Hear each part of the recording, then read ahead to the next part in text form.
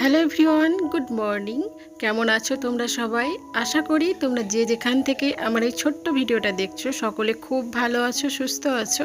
আমরাও মোটামুটি বেশ ভালোই আছি। অনুজ ব্লগে নতুন একটা গল্প কথায় তোমাদেরকে অনেক অনেক স্বাগত জানাই। আজকে হচ্ছে সোমবার আর এখন ঘড়িতে সময় হয়েছে সকাল 6:30। তো চলো ব্লগটা দেখার অনুরোধ রইল, আশা করি তোমাদের ভালো লাগবে।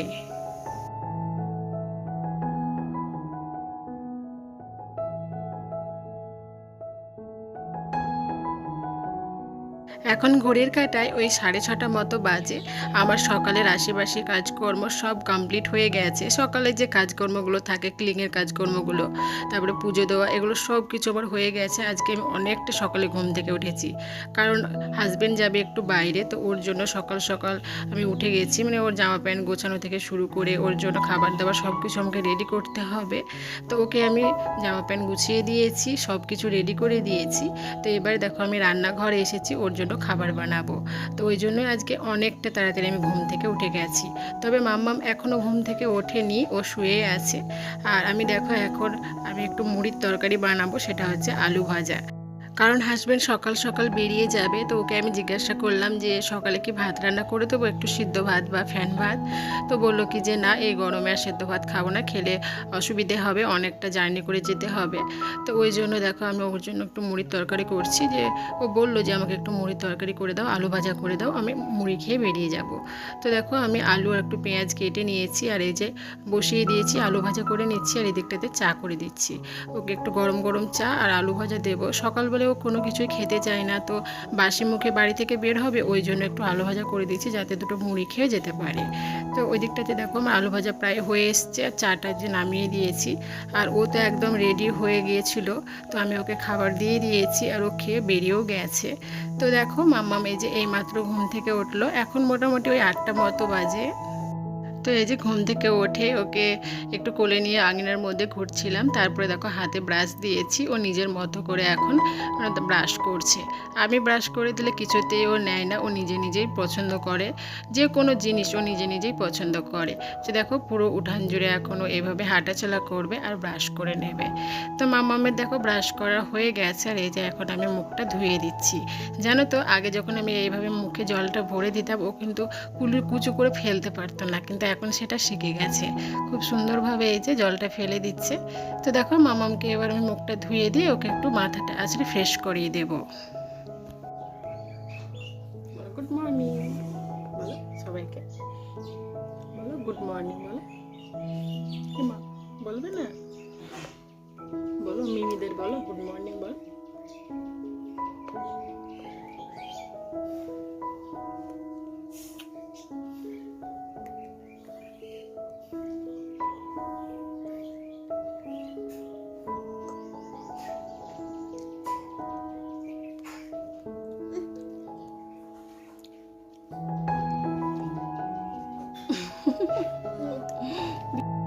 তো তারপরে দেখো মামামকে একটু গুড মর্নিং বলতে বললাম, তো খুব কষ্ট করেই বললো আর কি। ক্যামেরা অন করলেই ও একদম চুপ হয়ে যায়, আর বাকি টাইমটা এত পরিমাণে বকাবকি করে কি আর বলবো। মানে ক্যামেরার পেছনে অনেক কথাবার্তা বলে, কিন্তু ক্যামেরা যেই আমি অন করি সে ওর কথা বন্ধ হয়ে যায়, কেন জানি না এরকমটা করে। তো যাই হোক দেখো মামামকে একটু চুলটা বেঁধে দিয়ে মুখ চোখটা পরিষ্কার করে একটা টিপ পরিয়ে দিয়েছি। আমি সকাল সকাল করে মামামের চুলগুলো বেঁধে দিই প্রত্যেক দিন, কারণ যে পরিমাণে গরম পড়েছে, আর এই গরমে মামামের চুলগুলো যদি খোলা থাকে তো প্রচণ্ড ঘেমে যায়। তো মামামকে নিয়ে একটু চিন্তাতেও আছি, যে ওর তো এত বড় বড় চুল হয়েছে, জানো তো চুল ওর বাপি কাটতেই দেয় না। এই গরমে ও কী করে সহ্য করবে, এইটুকু বাচ্চা। আমরাই তো এত বড়, মানে আমাকে তো এত পরিমাণে গরম লাগে, মনে হয় যে চুলগুলো কেটে দিয়ে আমি নাড়া হয়ে যাব, এত পরিমাণে গরম। তো মামাম কী করে সহ্য করবে এত গরমে, বড় বড় চুল, আর সব থেকে কিন্তু গরম চুলেই লাগে। আর মামামের চুলগুলো অনেকটা বড় হয়েছে, একটু বেঁধে দিলে না বেশ ভারী মিষ্টি লাগে দেখতে, ওই জন্য ওর বাপি চুলগুলো কাটতে দেয় না। কিন্তু এই গরমে কি করে সহ্য করবে, ভাবছি চুলগুলো একটু কেটে নেব। চুলগুলো কাটতে আবার মায়াও লাগছে, অনেকটা বড় বড় চুল, আর ওর বাপি ওই জন্যে কাটতে দেয় না। তো যাই হোক, দেখি কি করা যাবে এখন। তো দেখো এদিকে মামামের জলের বোতলটা সুন্দরভাবে আমি পরিষ্কার করে নিলাম। একটু খাওয়া সোডা, একটু গরম জল আর 1 চিমটে মতো সার্ফ দিয়ে আমি বোতলগুলো এইভাবে পরিষ্কার করি। আর মামামকে সারাদিনে কতটা জল খাওয়াই তোমাদেরকে বলে দিই। এই যে দেখো এই বোতলটা দেখছো, এই বোতলে মোটামুটি 2.5 বোতল আমি ওকে সারাদিনে জল খাওয়াই। আর এমনিতেই মামাম অনেকটা পরিমাণে জল খায়, একদম সকাল থেকে শুরু করে। এই যে দেখো খালি পেটে একটু জল খাইয়ে দিলাম। খালি পেটে তো জলও অবশ্যই খাবে প্রত্যেক দিন, আমি এটা অভ্যেস করেছি ওকে। খালি পেটে জল খাওয়াটা অনেকটা ভালো। কি কি পিঁপড়ে কোথায় কোথায়? পিঁপড়ে নেই, পিঁপড়ে নেই। আর একটু জল খাও, আর একটু। তো তারপরে মামামকে খাইয়ে এই যে এখন ঘরে এসেছি। এটা হচ্ছে আমার দেওরের রুম। তো আগের দিনে মামামের কয়েকটা গেঞ্জি আমি পরিষ্কার করেছিলাম, তো এই ঘরে আমি রেখে দিয়েছিলাম, মানে গুছিয়ে রাখা হয়নি। তো দেখো এখন আমি জামা কাপড়গুলো গুছিয়ে রাখবো, আর বিছানাটাও একটু মানে দেবো, পরিষ্কার করব বিছানাটা। এই যে সব চাদরগুলো এলোমেলো হয়ে আছে, ব্ল্যাঙ্কেটগুলো এলোমেলো হয়ে আছে, তো এগুলো পরিষ্কার করব। আমার দেওর তো সব দিন বাড়িতে থাকে না, সপ্তাহে ওই একদিন করে আসে। তো ওই ঘরটাতে ও আগের দিন ওই যে রবিবার ছিল এসেছিল, তো এই যে ব্ল্যাঙ্কেটগুলো এলোমেলো হয়ে আছে, ও গায়ে দিয়েছিল, তো এগুলো গুছিয়ে রাখা হয়নি। তো এই যে গুছিয়ে রাখবো। এখন যে পরিমাণে গরম পড়েছে এই ব্ল্যাঙ্কেটের দরকারই হয় না, তো এই যে ভরে রাখার আর সময়ই হয় না। তো পরিষ্কার করে রেখেছি, তবে ভরে রাখার সময় হয় না, তো ভাবছি এবার ভরে রাখতে হবে। আর আমার দেওর এই একটা ব্ল্যাঙ্কেট ওর জন্য রাখতেই হবে, কারণ কি উপরে যে সিলিং ফ্যান সেটাও চালাই ও, তারপরে কুলার, তারপরে যে নিচে টেবিল ফ্যানটা দেখছো ও সেটাও চালায়। তো ঘরটা তো ঠান্ডা হয়, তো সেই কারণে ও একটা ব্ল্যাঙ্কেট, মানে ওকে একটা ব্ল্যাঙ্কেট লাগেই। তো ওই যে আগের দিনে এসেছিলো, রাত্রিবেলায় ছিল, আর আজকে তো সোমবার, সকাল সকাল চলে গেছে নিজের কাজে। তো আবারও 1 সপ্তাহ পর আসবে বাড়ি। তো ওই যে বিছানাটা একটু গুছিয়ে দিলাম। তো এই ঘরে সেরকম কেউ থাকে না, ওই থাকে পুরো সপ্তাহটা, মানে ফাঁকা ঘরই থাকে। ও শুধু ওই একটা দিন আসে আর একটা দেখি দেখি একবার দেখি। ভাইয়াটাকে কি করছো, ঘুম পাড়াচ্ছ? হুম,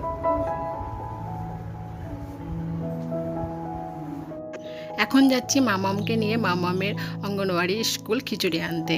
তো মামাম দেখো একটা ছোট্ট টিফিন নিয়েছে, এই টিফিনটা মামামকে নিয়ে যেতেই হবে আর কি। ছোট্ট টিফিনটা আমি একটা বড় টিফিন নিই খিচুড়ি আনার জন্য, আর ওকে ওই টিফিনটাতে আমি ডিম ভরে দিই।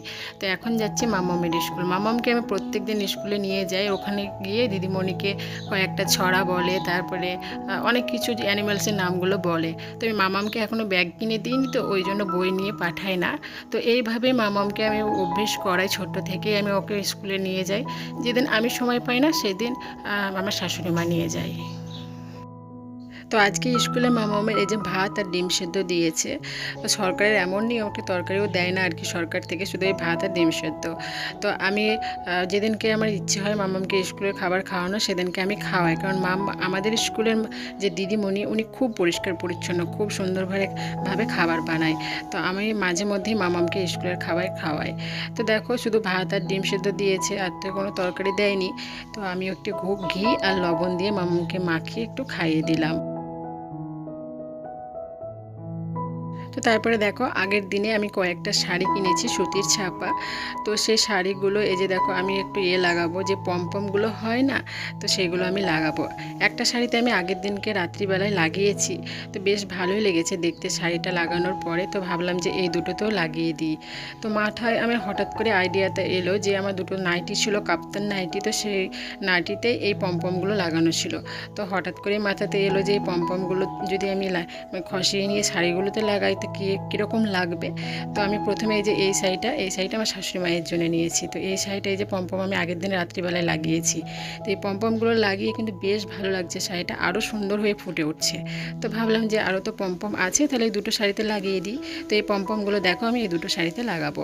তো এই হলুদটা আর মানে লালটা আমি নিয়েছি, আর একটা ব্লাউজ নিয়েছি। আর ওই শাড়িটা নিয়েছি যে সবুজ কালারের শাড়িটা, এটা নিয়েছি আমার শাশুড়ি মায়ের জন্যে। আর শাড়িগুলো এত পরিমাণ সফট, কি বলবো, এই গরমে পরা খুব ভালো হবে। তো এই শাড়িগুলো আমি বাড়িতে পরবো বলেই নিয়েছি। বাড়িতে তো নাইটি পরি, দিয়ে সেরকম শাড়ি কেনাই হয় না। বাড়িতে যখন একটু হঠাৎ করে আত্মীয় স্বজন আসে তখন তো শাড়ি পরতে হয়। তারপরে গ্রামে কোনো ছোটোখাটো অনুষ্ঠান হলো, পুজো পার্বণ, তো তখন কি শাড়ি পরতে পারি না। ওই জন্য আমি আরও দুটো শাড়ি নিলাম, যে যখন কেউ আত্মীয় স্বজন আসবে বা গ্রামে কোনো উৎসব হবে তখন আমি পরবো। তো দেখো শাড়িগুলো সুতির আর এত সফট, আর ডিজাইনগুলো দেখো কত সুন্দর। সব থেকে বেশি সুন্দর লাগছে আমার এই হলুদ কালারটা। তো আমি কিন্তু কোনো বাজারে যাইনি, আমাদের গ্রামে একটা মাসি আছে, উনি কিন্তু শাড়িগুলো এনে দিয়েছে। উনি শাড়ি বিক্রি করেন, নানান ধরনের শাড়ি বিক্রি করেন। অনেক একটা জায়গা থেকে, অনেক দূরের একটা জায়গা থেকে নিয়ে এসেও গ্রামে বিক্রি করে। তো আমি এই যে আনতে বলেছিলাম, তো আমার জন্য নিয়ে এসেছে। ওনার কাছে এই কালারগুলো ছিল না, আমি বলেছিলাম আমার জন্য রেড আর একটা ইয়েলো কালারের এনে দেবেন। তো আমার জন্য এই যে দুটো এনে দিয়েছে। আর শাড়িগুলো আমার একবার দেখেই যে পছন্দ হয়ে গেছে। কথায় আছে না, বুদ্ধি আর পরিশ্রম থাকলে সফলতা অর্জন হবেই হবে। তো এটাও মানে আমার ক্ষেত্রে সেটা সফলই হয়েছে, যে শাড়িগুলো আমি কষ্ট করে হাতে সেলাই করে লাগিয়েছি, তো বেশ ভালোই লাগছে দেখতে। ওই জন্য কথাটা বললাম। তো আমার খাটনিটা আর কি বেকার হয়নি, পমপমগুলো লাগিয়ে বেশ ভালোই লাগছে। তো কেমন লাগছে কমেন্টে জানিও।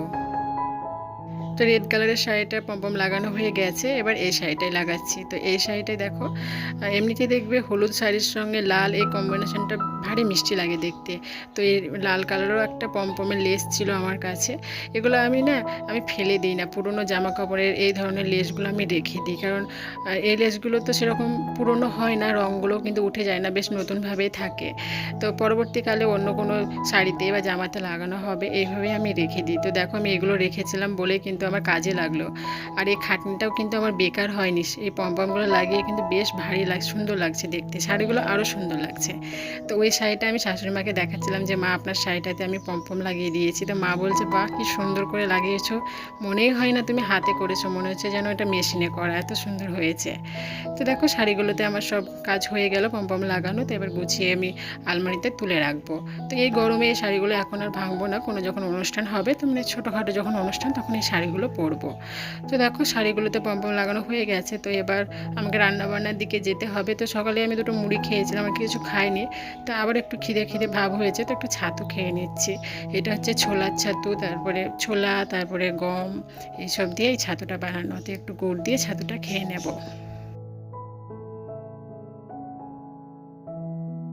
তো তারপরে দেখো চলে এসেছে রান্নাঘরে, এবার দুপুরে রান্নাবান্নায় লেগে পড়তে হবে। তো এখন ওই 10:30 কি 11:30 মতো বাজে।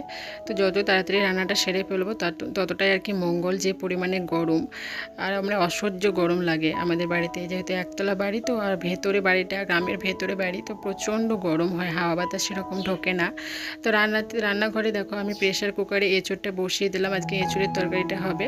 তো ওদিকে এঁচোড়টা সেদ্ধ হতে হতে আমি এদিকে টমেটো, পেঁয়াজ, কাঁচা লঙ্কা, তারপরে মশলাটা রেডি করে নেব। আর ওদিকটাতে দেখো আমি উনানে ভাত বসিয়ে দিয়েছি, আর এক সাইডে একটু পাটের শাক রান্না হচ্ছে। তো চলো আস্তে আস্তে আমি রান্নাগুলো কমপ্লিট করে ফেলি। আমাদের মতো হাউসওয়াইফদের আর কি কাজ, এই প্রতিদিন এই একঘেয়েমি কাজ আমাদের করতেই হয়। তবে একঘেয়েমি কাজ বলবো না, এই কাজগুলোকে ভালোবাসি বলেই কিন্তু করতে পারি। প্রত্যেক দিন এই যে একই ধরনের কাজ, তো করতে ভালোও লাগে, সেরকম কোনো কষ্ট হয় না। আমরা তো হাউসওয়াইফ, আমাদের আর কি কাজ বলো, তাই না? তো যাই হোক, দেখো এখন রান্নাবান্নাগুলো এই যে কমপ্লিট করে নেব। আর এই যে শিলনোড়াতে আমি আদা রসুনটা বেটে নিলাম, আর ওদিকে আমার এটাও সেদ্ধ হয়ে গেছে।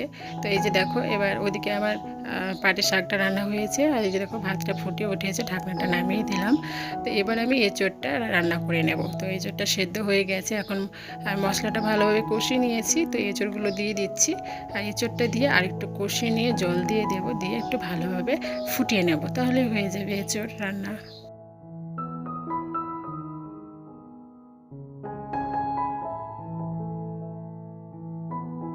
এঁচুড়ি তরকারিটা হয়ে গেছে, এবারে একটু উচ্ছে ভেজে নিচ্ছি, আর একটু বেশি করে পেঁয়াজ দিয়ে উচ্ছে ভাজাটা ভীষণ ভালো লাগে খেতে।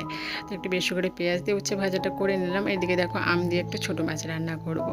ছোটো মাছ তো সচরাচর বাজারে পাওয়াই যায় না, এখন সেরকম বানবন্যা নেই, তো ওই জন্য ছোটো মাছেরও খুব চাহিদাটাও কম। তো যাই হোক, দেখো আমাদের এখানে পাশে নদী আছে, সেই নদীর একদম টাটকা মাছ। মাছটা যেমন খেতে ভালো, দেখতে সুন্দর, তেমন কিন্তু আকাশ ছোঁয়া দামও। তো চলো এবার মাছটা রান্না করে ফেলি। তো চলো বন্ধুরা, আজকের মতো এখানে বিদায় নিচ্ছি, দেখা হবে নেক্সট কোনো একটা ব্লগে। ততক্ষণের জন্য ভালো থেকো, সুস্থ থেকো।